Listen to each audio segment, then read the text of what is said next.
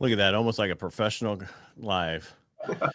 We just got to get Amy in there now. We got to get her character going for the rest of it. Mhm. Anyway, I'm Ed Parco, your host. I'm here with co-host Amy T. Meyer. Did I get it right today? You did. All right. It's perfect.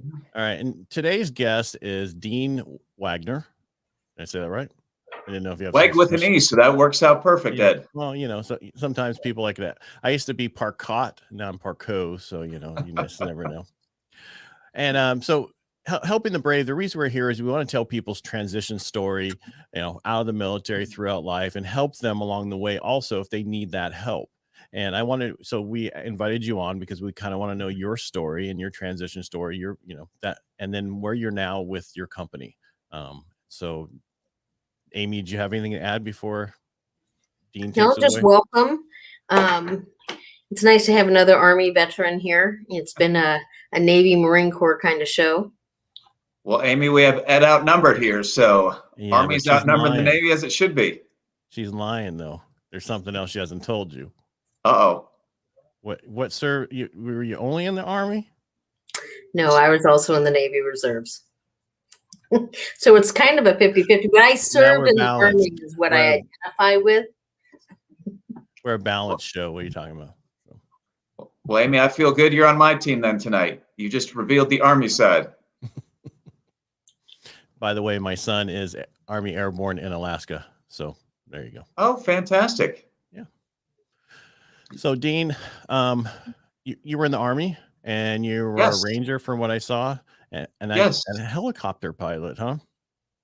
Yeah, those two, Ed, don't normally go together. There's one side, Army aviators, and then there's the opposite side of the Army, Special Forces Rangers. So it was a very unique opportunity for me to have an opportunity to do both. So you want to start your story? Why did you pick the Army? Everybody has a story why they picked the service that they go into. And Ed, that really goes back to high school and what my goals and objectives were coming out of high school. And I really had two. Number one, I was a hockey player. I loved to play hockey, and I wanted to play Division I hockey. And number two, my parents had instilled in me just how important it is to get a great education. So I wanted to get the absolutely best possible education I could. And I was familiar with West Point, but didn't really know it in an intimate level until the hockey coach called. And when the hockey coach called and said we had an interest in bringing you onto the program, and then I did my research, I'm like, wow, there could be no better way than to fulfill both goals and being able to go ahead and play hockey at West Point. And the year I entered West Point, that year, West Point was the #1 ranked college in the U.S. So it was a perfect fit for me, and wasn't always easy those 4 years, but look back with the absolute fondest memories of having graduated from West Point. Did you guys win that year? The Army-Navy game? I'm not sure.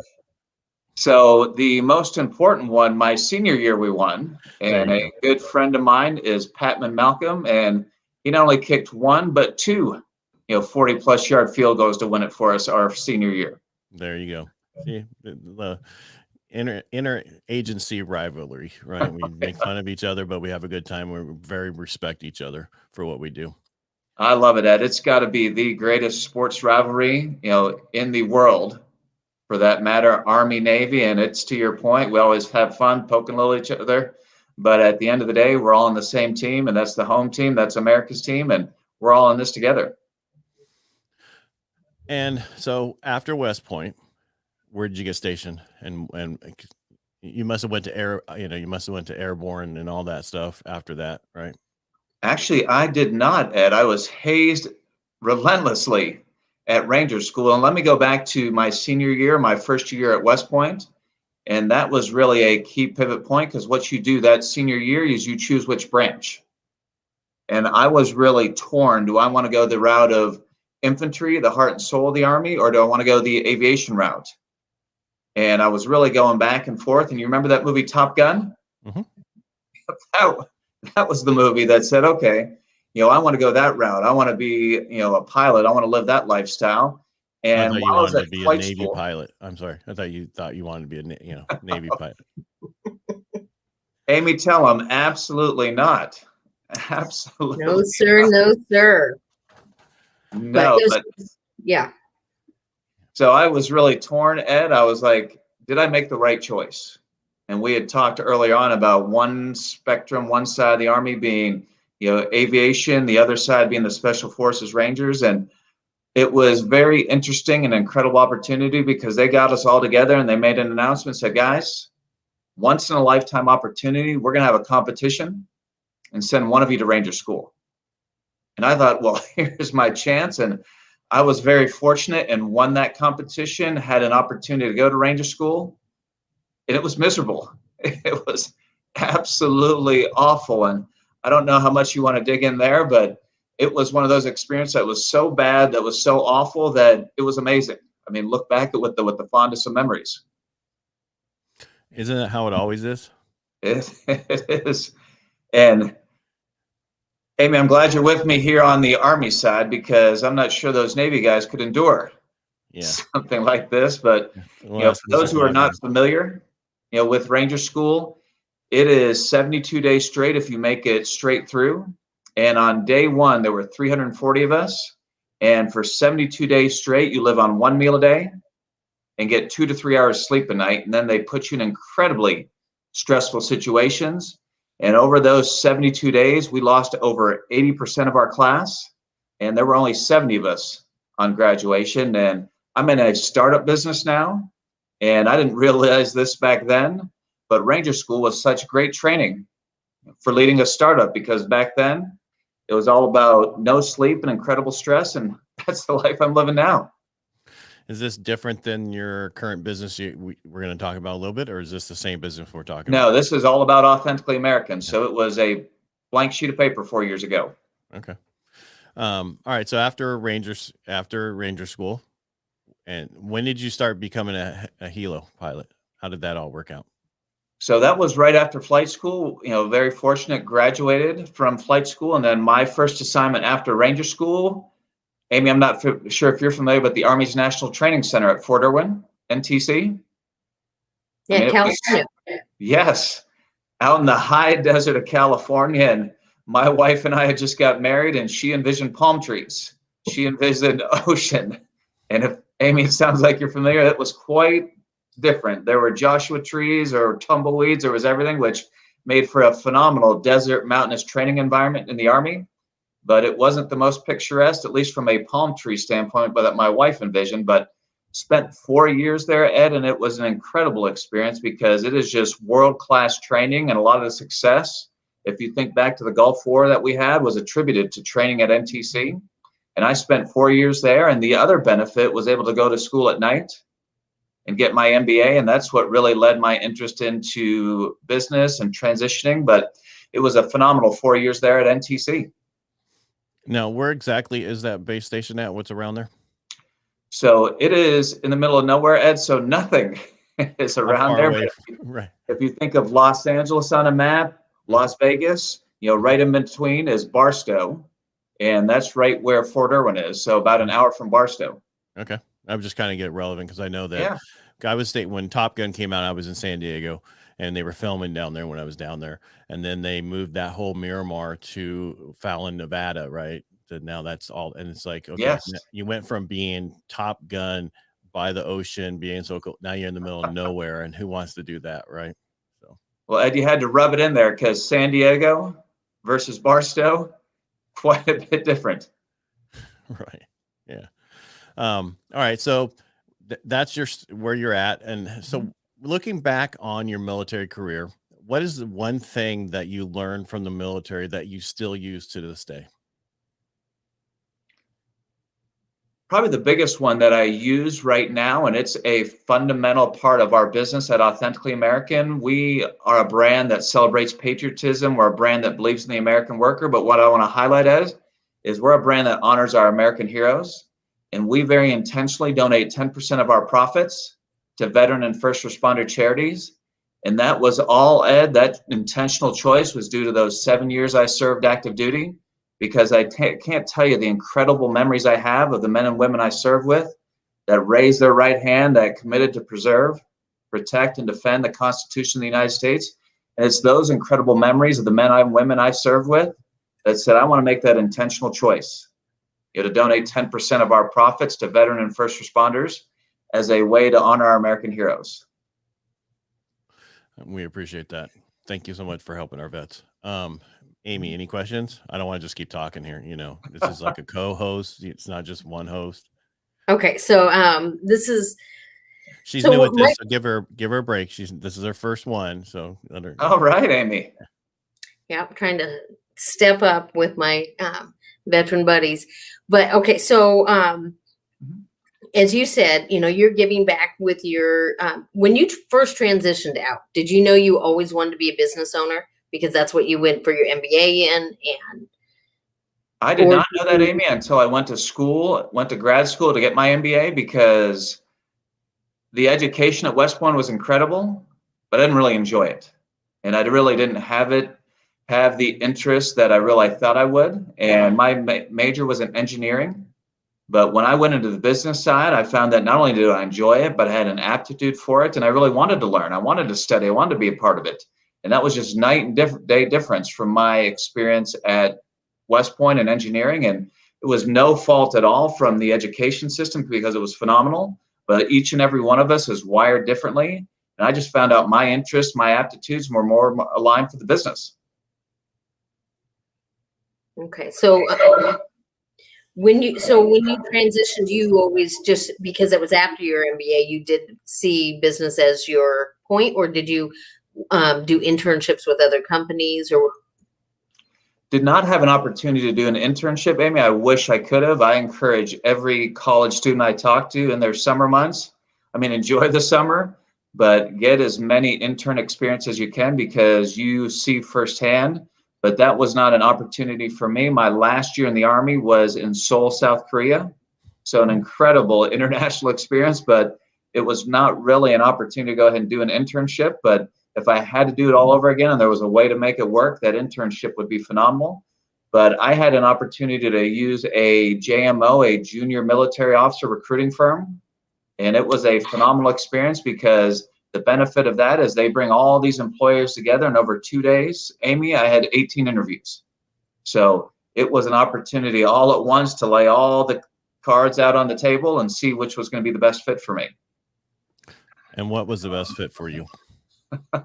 Well, what I thought was the best fit ended up not being the best fit, because when I was in my MBA getting my schooling, a lot of my classmates would talk about, Big Five consulting, what an incredible experience it would be. And you'd work with all these phenomenal clients. And I ended up joining KPMG, which was a phenomenal company, had incredible experience, but loved my clients, but I love my family more, and I never saw them. My wife and I now have been married 27 years. It'll be 27 in August. And we have 4 amazing kids, 22 and 19-year-old daughter. We have a 16-year-old son, and we have an 11-year-old son we adopted from Ethiopia. And back then, Ed, it was only 1 child, and we added a second while we were in consulting, but I never saw him. And that wasn't any way for me to be a great husband, to be a great dad. So spent 2 years at KPMG, and that led me from there to Procter Gamble.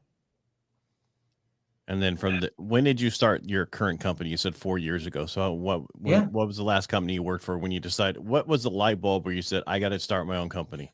It was actually a personal decision. So just to give you the quick background. So I spent 6 years at Procter Gamble, working on brands like Crest and Tide, and then also transitioned to Mars, working on brands like M&M's and Snickers and Pedigree dog food. And both Procter & Gamble and Mars are just world-class marketing and branding companies. And that was so fundamental for what we're doing now at Authentically American. And I arrived in Nashville in 2010, my family and I. And Ed, one of the reasons I got out of the Army was to stop moving. I wanted to plant roots, invest in the community. And we moved even more after the Army. To give you an idea, in Procter & Gamble in 6 years, lived in 4 different cities. And when we arrived in Nashville in 2010, it was move number 10. And my wife grew up in Tennessee. She went to school at the University of Tennessee. So this was like a homecoming. And I knew, Ed, if move number 11 was coming, I was going by myself. Nobody was going with me. And that ultimately led me in 2012, to join the entrepreneurial ranks and bought my first business. And Ed, you remember the Navy broadfall trouser? No. So these were the trousers that Navy enlisted wore. So that was one of our contracts. So Amy, we also had the ASU. I had the Arts. dungarees. I had dungarees when I was in. All right. So, Got it. yeah.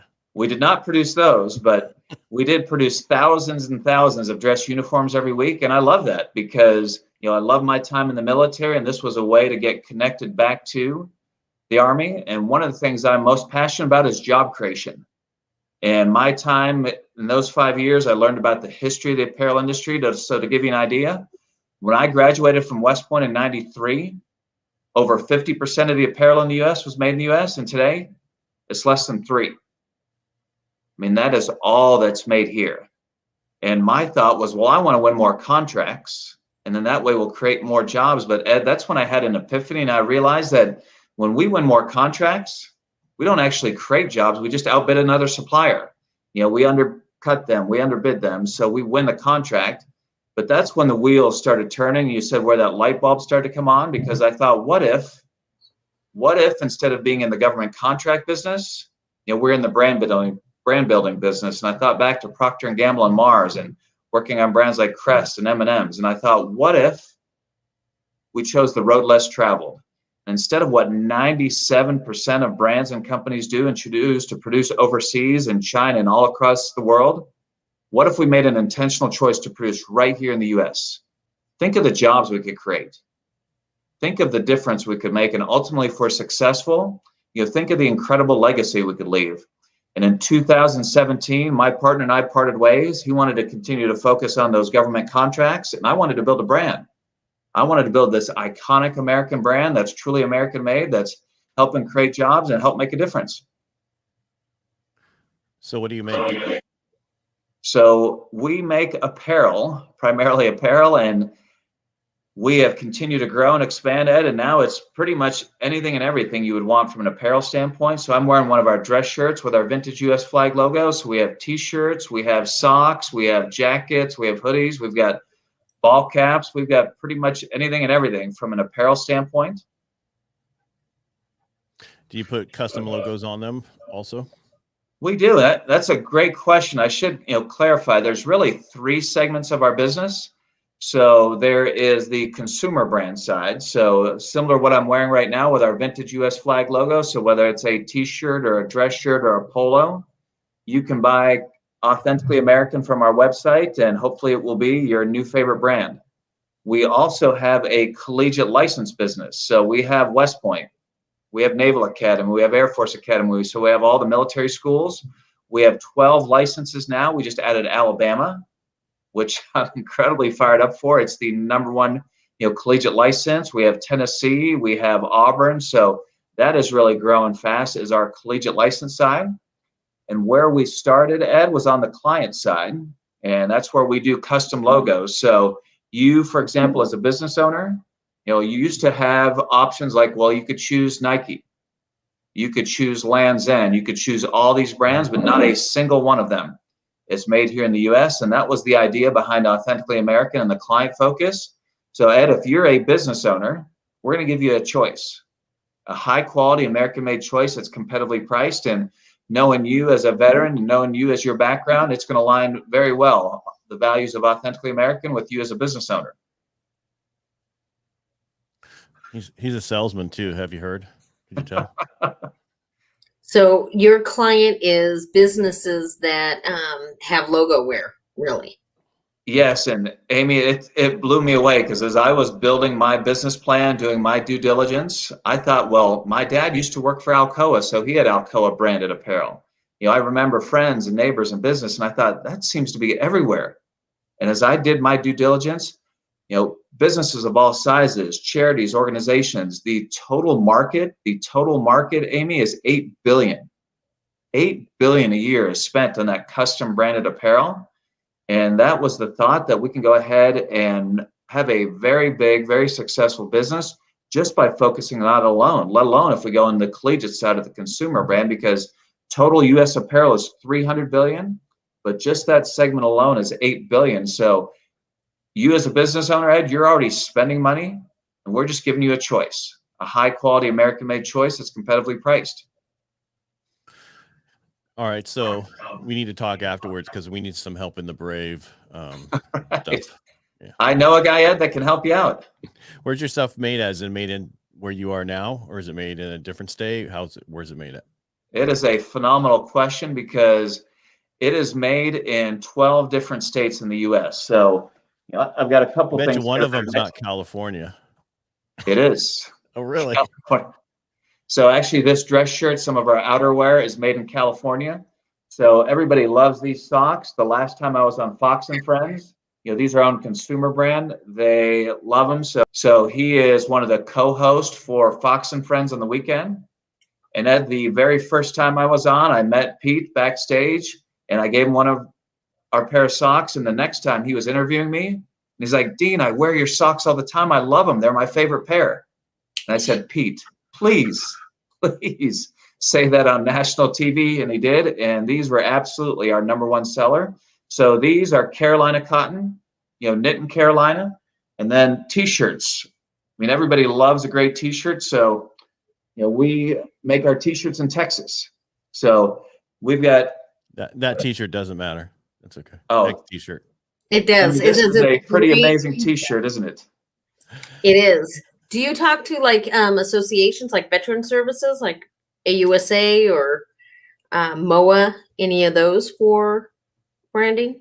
We have done a little bit of work with them, and I love it, Amy, when we work with a charity, because we have an opportunity not only to provide them with amazing custom branded apparel, but I mentioned how intentional we are about giving back and donating 10% of our profits. The other way, Amy, when we partner with a charity, and there have been hundreds of them that we partner with, whether it's veteran or non-veteran, when we partner with a charity, we provide our goods and services at cost. So you have an opportunity to not only get amazing American-made branded apparel, but you can go ahead and build your brand and raise some funds in the process. And that's what, Ed, I think would be a phenomenal opportunity for us to partner with you to continue to build that Helping the Brave brand. And if you choose to use our services, because we build online stores, we do fulfillment, you can mark it up a little bit too and make a little bit of money for your organization. Just get it started. We'll talk. So how would Hats, veterans get jobs? Polos, Sorry. socks. Yeah, we need those. I need those socks, so we have to get more information afterwards. Yeah, we can do it all custom. So this is a fun patriotic design, but we can do a completely custom one that would, have something unique and differentiated for helping the brave. Sounds good. All right, go ahead, Amy. I'm sorry, I'm so focused on me. Well, I think it would be fun to rep some Helping the Brave swag, out on the golf course, because I love to play golf with my dad. But when you had also talked about job creation, do you have a platform for veterans to come to work for you in your, all the different states for manufacturing or anything? Do you have any current job openings for transition? One question at a time, Amy. Sorry. I was waiting for the Army joke, speak slowly. No, I'm trying to be polite. I'll have my jokes, but I want you to be able to answer the questions. So you can't roll them together because it's So, a little slow. The first question, there's your joke. Yeah. We recently filled somebody that was working in our headquarters, because I'd mentioned those 12 states. So our headquarters is in Nashville, which Music City is just an amazing city, and that's where our headquarters is. And that headquarters is where we have our marketing and sales and customer service. So we just hired somebody in our customer service. So that was just closed about 4 weeks ago. And then you had mentioned interns. So we have 2 interns that are going to work with us this summer. So we just filled both of those roles. So nothing open today, but I'm hoping after everyone hears this podcast, that creates a whole new wave of business, and we'll have even more jobs to open. So to answer your first question, Amy, nothing open right now. And then you start to hit your second question. Well, just how they would get a contact with you if you did have openings or opportunities. Yeah.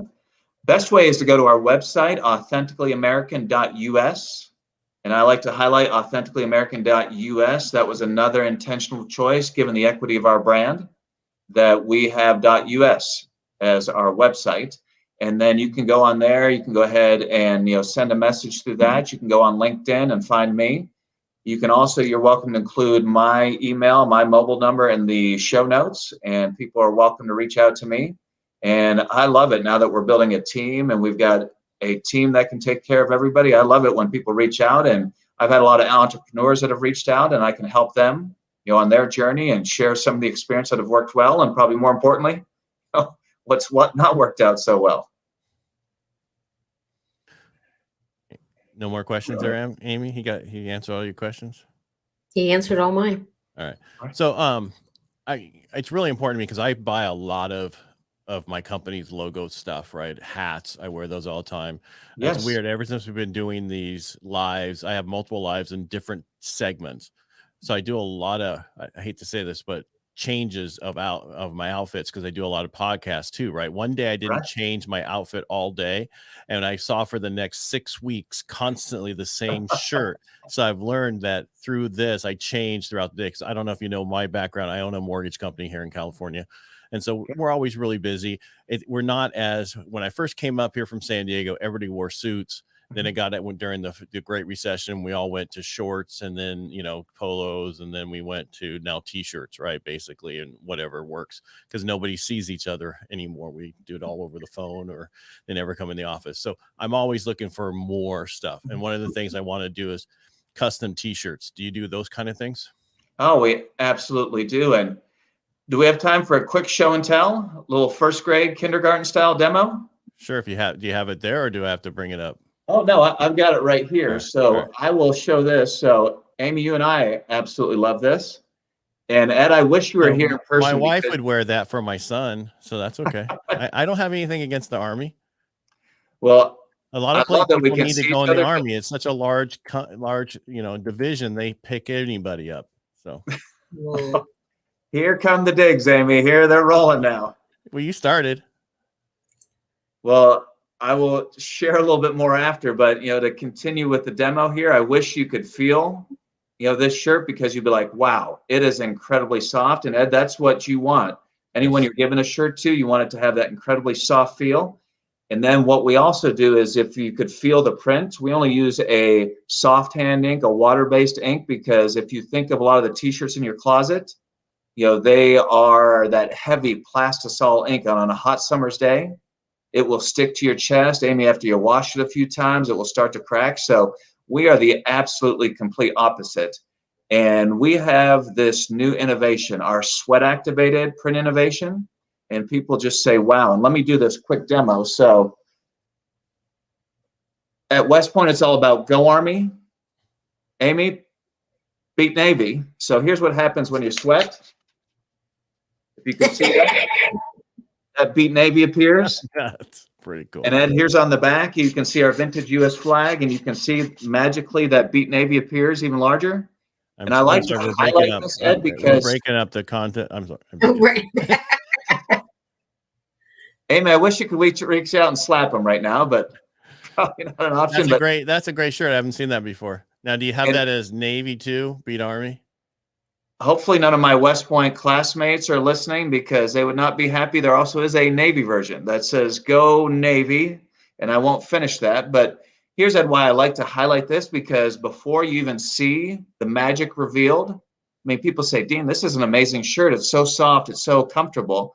And then they see, this hidden message appear. They're like, Dean, forget where it's made. It's just an incredible shirt. I love it. And then what they do is they look at the tag and see that it's American made. And then they go to our website. They go to authenticallyamerican.us and learn the story behind our brand, learn the ethos behind our brand. That's when we have them hooked. That's when they love our brand, because not only is it an amazing product, but it's an incredible American-made story behind that. And to your point, to your question, Ed, we can do custom versions like this, whether it's sweat activated or not sweat activated. But either way, it's just an amazing shirt, and we love it. When we I will say that's amazing. So yeah, I really like that. The fact that it's sweat activated like that and it has a hidden meaning. So so besides Army and Navy, what other sweat activated stuff do you do? Is there a lot of different things, or? Literally, Ed, there's been hundreds of them, because each one of our collegiate collections, I'd mentioned Alabama. Right. So if you know about Alabama, Roll Tide magically appears. So each one of our collegiate licenses, all 12 of them have that motto, that mantra where it appears. So we've also worked with a lot of high schools and sports and fitness groups. We've worked with CrossFit. So a lot of CrossFit gyms will have their logo appear. I love it when we work with veteran charities. They are also very active, very fit, very focused. We'll do that. And what surprised me, we've actually had a number of businesses that have partnered with us, because a lot of them, especially in the middle of COVID, want to help promote that active, healthy, fit lifestyle. So we've done a lot of corporations that we've done a custom sweat design for. Do you do anything with, or do you ever have leftover clothes? Here's why Or she's like old asking. Here's what season? she's asking. So what she does for a lot of veterans, because you probably didn't see that show, and that's okay. She actually gets suits for veterans to go to job interviews. So that's her big thing. She gets donations from companies that do Oh, suits. wow. And then she sets up veterans to get those suits, so they have that for their first job interview, 2 suits. And she's trying to get that set up across the country for a lot of other places, because this is just in where you at, Amy? Seattle? JBLM, so it's the DuPont area, but Seattle, Tacoma, even Gig Harbor and stuff like that. Well, Amy, that's incredible. I had not heard and seen that show, but I love what you're doing.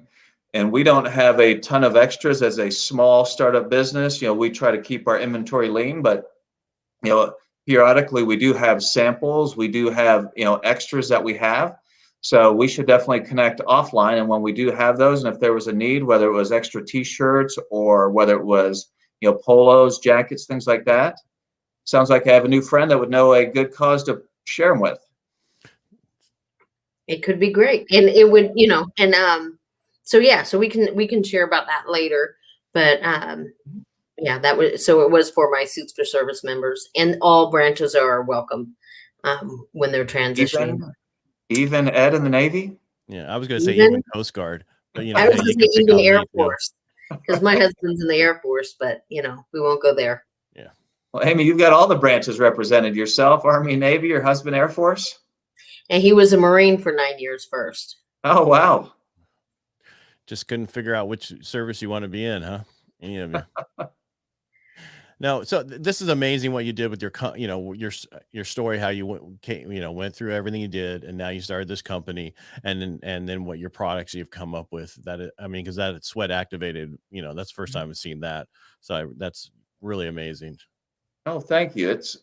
It's not been easy, because 4 years ago, Ed, we were a blank sheet of paper, and this gets back to the Ranger School, and I'm exhausted because it's literally been brick by brick. And you talked about banking, and I'm sure there's pretty extensive systems and process you have established. We had to build all that. Mm-hmm. We had to build the brand. We had to build our supply chain network across 12 states. So it's been exhausting, all the work. But more important to me, I'm even more energized, because when you start with a blank sheet of paper, you can be so intentional about who you are and what you stand for and your values. And that's why you joke that I was a salesperson. I love what I'm doing. We'll speak for hours about what we're doing and the difference we're making. No, but you definitely have had sales. I'm a salesperson. I do it all day long, right? I do it in a different industry. So it's funny when you're saying it and you're coming across, it's like, okay, I can pick that up. But you're really you're into your brand, you're into your company. That is amazing. That's really important. And because all of us, to go to work, we have to love what we do, and when we love what we do, it's not going to work. I love helping people build personal wealth through home ownership. That's my whole thing that I do. I want to help vets through this channel tell their story and get to where they need to go. We want to be the hub for them to come in and find out everything they need, jobs, whatever they need, to be able to come here and find it. They're out. All that services stuff is out there, but a lot of people don't know where to go to find it. Well, Amy, it was like a switch just went on there. He went in that mode, and I can tell that you are passionate, love what you do. And, when people say, what's one piece of advice you would give? That is hands down, without hesitation. Then the advice I give, is find what you love, find what you're passionate about, because then it doesn't feel like work. It doesn't matter how many hours. I've never been shy from hard work, but I've put more hours in than I ever have, but it doesn't feel like work. There are times, most every day, I get up 2, 3, 4 in the morning, long before my alarm, because I love what I do and I want to get started. I want to get after it. Yeah, I agree. And I just want to say thank you for sharing your story. I'm not trying to kick you out, but it's just we really appreciate it. We've been about 35 minutes. You know, we try to keep these within a certain period, but is there Sure. anything else you want to leave everybody with before we go? Well, first of all, Ed, thanks to you and Amy. I was honored to be your guest. And again, I would offer up to go ahead and put my email, dwegner@authenticallyamerican.us. I saw it on the screen, our website, authenticallyamerican.us. If I can ever help anyone, if I can ever be a source of resource or somebody that I can go ahead and help serve, would be honored to do so. And I put it up on the screen, and we'll put it in the notes for when people go to the YouTube channel or if they go on the Facebook Lives and see those. We're also on LinkedIn through somebody else. We just haven't got our channel on LinkedIn. They're really sticky, or I should stingy about giving out those live channels. So it takes them a while. I understand. Well, this was fantastic. I enjoyed the discussion. And Amy, I think we had them beat there. Army versus Navy. Yep. Yeah. Yeah. Stay right there. All right. Well, I'm going to end this. But everybody stay right there. Amy, thank you for co-hosting today. Dean, thank you so much for being on here. We really appreciate your story. And we will definitely be working together on something. Absolutely. My pleasure. All right. Stay right there, both of you. And everybody, thanks for, joining today. Thanks for watching. If you're on Facebook, thank you so much. Make sure you comment. If you're on YouTube, please like, share, and comment. And we really appreciate it. Thank you. Have a great day. Mm-hmm.